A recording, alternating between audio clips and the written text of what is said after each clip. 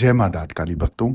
आज का जो वीडियो ये उन सब भक्तों के लिए है जो अक्सर मुझसे सवाल करते हैं, गुरुजी वास्तु के अनुसार कुछ ऐसा बताइए कि मंदिर में हमें कौन-कौन से भगवान की मूर्ति या फ़ोटो रखनी चाहिए जिससे हमारे घर में सुख समृद्धि आए, धन-धान्य आए, शांति बनी रहे, कलेश ना हो, रोग दोष ना हो और किया कराया कोई भी नेगेटिव एनर्जी हमारे घर में, हमारे घर के मंदिर में प्रवेश ना करे।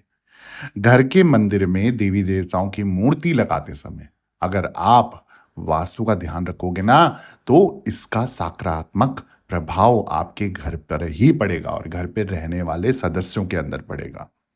हर घर में मंदिर यानी पूजा घर अवश्य होता है ताकि घर के सदस्य अपनी दिन की शुरुआत भगवान के दर्शन के साथ करें। घर में मंदिर में कई देवी देवता भी स्थापित होते हैं और उनका विधि विधान से पूजा भी किया जाता है।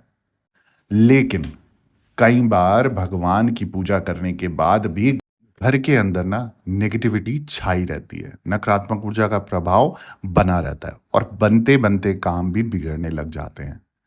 ऐसा वास्तु दोष के कारण भी हो सकता है। इसलिए घर में मंदिर में भी वास्तु के अनुसार भगवान स्थापित करने चाहिए ताकि घर का जो माहौल है वो खुशनुमा बना रहे, खुशहाल बना रहे। और इसके लिए आपको ये पता होना ज़रूरी है कि घर के मंदिर में किस देवता किस देवी की कैसी मूर्ति स्थापित करनी चाहिए जिससे हमें शुभ फल मिले, हमारे घर में सुख शांति बने, अन्न धन के भंडारे भरे और जीवन में प्रगति होती रहे। कोई भी इंसान अपना घर बनाता है या किसी भी घर पे रहता है इसी भाव से रहता है कि इस घर में हमें पॉजिटिविटी मिले, हमारे घर की घर के परिवार के सदस्यों की ग्रोथ हो, सक्सेस हो, हम हर चीज़ में आगे बढ़ें, ना कि पीछे बढ़ें, ना कि अपनी लाइफ में माइनस में चलें, है ना? सब प्लस होना चाहते हैं, चाहे वो पैसों से हो, घर से हो, खाने से हो, किसी भी प्रकार से हो। अब घर के मंदिर में ऐसी मूर्तियां रखनी है वो मैं आपको बता देता हूँ। मंदिर में सबसे पहले भगवान गणेश की मूर्ति रखी जाती है। वास्तु के अनुसार मंदिर में भगवान गणेश की हमेशा मूर्ति रखनी चाहिए जिसमें केसरी या पीले रंग के कपड़े पहने हों। ध्यान रहे कपड़े भी यानी कि जो अगर आप कलर ला रहे हो केसरी रंग में, पीले रंग में आप ले आओ गणेश जी की मूर्ति या फोटो। ऐसी मूर्ति या फोटो घर के लिए बहुत शुभ मानी जाती है। वहीं यदि आप मंदिर में गणपति की नृत्य करते हुए मूर्ति रखोगे तो बहुत ही शुभ होगा। तो गणपति जी की जो भी नृत्य करते हुए यानी कि नाचते हुए डांस करते हुए प्रसन्न मुद्रा में अगर आप फोटो या मूर्ति घर के मंदिर में रखते हो तो इससे भी सुख सौभाग्य बना रहता है, आपके घर की नेगेटिविटी खत्म हो जाती है। जितने कामों में विडंबना, अड़चने, रुकावटें या कोई भी कार्य आपके बनते कार्य बिगड़ रहे हैं तो ये मूर्ति रखने से वो अत्यंत फलदायी हो जाते हैं और 101% आपका कार्य बनता ही बढ़ता है। घर में भगवान कृष्ण की मूर्ति रखते समय इस बात का ध्यान रखें कि उनके बाल स्वरूप की मूर्ति बहुत ही शुभ होती है। इसके अलावा राधा कृष्ण की ऐसी मूर्ति जिसमें वह खड़े हुए हों मंदिर में रखने से घर में खुशहाली आती है। तो जब भी आप कृष्ण भगवान जी की मूर्ति या फोटो रखते हो तो उनको बाल स्वरूप में रखो। ठीक है?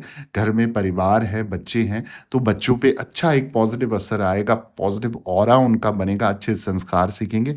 वहीं अगर साथ ही साथ आप अगर कपल्स हो, पति-पत्नी हो, आप लोगों के बीच में अनबन है, प्यार नहीं है, तो आपको या घर में कलेश बहुत होता है, तो आपको राधा कृष्ण की एक खड़े जो मुद्रा में एक फ़ोटो या मूर्ति लाकर मंदिर में रख देनी है। आप देखिए आपके घर में प्यार का माहौल बना रहेगा, कलेश नहीं होगा और कोई भी अनबन नहीं होगी। वहीं बात करता हूँ कि अगली जो चीज़ की जो आपने ध्यान रखनी है वास्तु के अकॉर्डिंग, ध्यान रखें कि घर के मंदिर में यदि भगवान विष्णु की मूर्ति स्थापित कर रहे हो, तो उनके साथ माता लक्ष्मी अवश्य होनी चाहिए। ये चाहे मूर्ति का नियम हो, चाहे ये फ़ोटो का नियम हो, आप माता लक्ष्मी को विष्णु भगवान जी के साथ अवश्य रखें। क्योंकि जहाँ-जहाँ लक्ष्मी होगी, वहाँ विष्णु भगवान होंगे और जहाँ-जहाँ विष्णु भगवान होंगे, वहाँ माता लक्ष्मी अवश्य ही पाई जाएँगी। तो आपको ये चीज़ ध्यान रखनी है कि उनके जोड़े में फ़ोटो हो या अलग-अलग भी हैं तो पर वो साथ में होने चाहिए। इससे लक्ष्मी नारायण का जो अभाव है, जो वास है आपके घर में बनेगा तो पति-पत्नी में बनी रहेगी और धन-धान्य से, सुख-सौभाग्य से आपकी वृद्धि होगी घर में।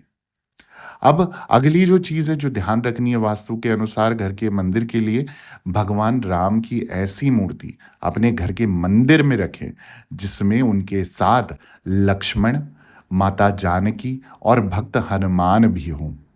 इससे क्या होगा?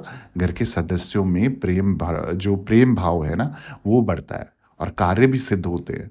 तो अगर माता जानकी के साथ माता लक्ष्मण और भगवान राम और भगवान हनुमान जी आप साथ में रख लेते हो, तो इससे आपके कार्य में जितनी भी विडंबना आ रही है, वो कार्य बनने लग जाएँगे और साथ ही साथ जो सदस्य हैं आपके घर में, जो अगर कभी भी ऐसा होता है ना कि डिसीज़न्स एक नहीं होते, आप लोगों के आपसी मनमुटाव रहता है, आप कुछ भी सुबह बैठते हो एक परिवार के साथ सोचते हो कि चलो आज अच्छा दिन बीता बीता जाएगा या अच्छा दिन जाएगा, तब तक अचानक से आपके घर में कलेश पड़ जाता है कि कोई रोने लग जाता है या झगड़ा होने लग जाता है।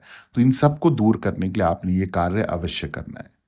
अगली जो चीज़ है वास्तु के अनुसार घर के मंदिर के लिए आपने ध्यान रखनी है, वो चीज़ है कि वास्तु के अनुसार कभी भी मंदिर में मूर्ति सीधे ज़मीन पर नहीं रखनी चाहिए। बल्कि इससे पहले लाल या पीले रंग का कपड़ा आपने बिछा लेना है और फिर मूर्ति स्थापित करें। तो जब मंदिर आप बना रहे हैं, मंदिर आपने बना लिया है या मंदिर जहाँ पर भी आपने चाहे एक तख़्त एक कोई भी चकोर कोई लकड़ी का आपने कोई चीज़ ले लिया और उसके ऊपर भगवान रखे, तो पहले उससे पहले एक लाल या पीले रंग का कपड़ा बिछा लें, अच्छा-सा जहाँ पर कटा-फटा ना हो, कोई छेद ना हो, किसी प्रकार से दूषित ना हो कपड़ा, गंदा ना हो, साफ-सुथरा नया कपड़ा आपको पूजा स्टोर से मिल जाएगा, ऑनलाइन भी मिल जाता है आजकल। वो कपड़ा आपने बिछाना है पूरे मंदिर को कवर करते हुए। उसके ऊपर आपने भगवान जी को आसन देना है, वो मूर्ति स्वरूप में हो, चाहे वो फ़ोटो के स्वरूप में हो। वास्तु के अनुसार घर के मंदिर में हनुमान जी की ऐसी मूर्ति रखनी चाहिए जिसमें वह पर्वत उठाते हुए अपनी शक्ति का प्रदर्शन कर रहे हों। इस मूर्ति को बहुत ही शुभ माना जाता है।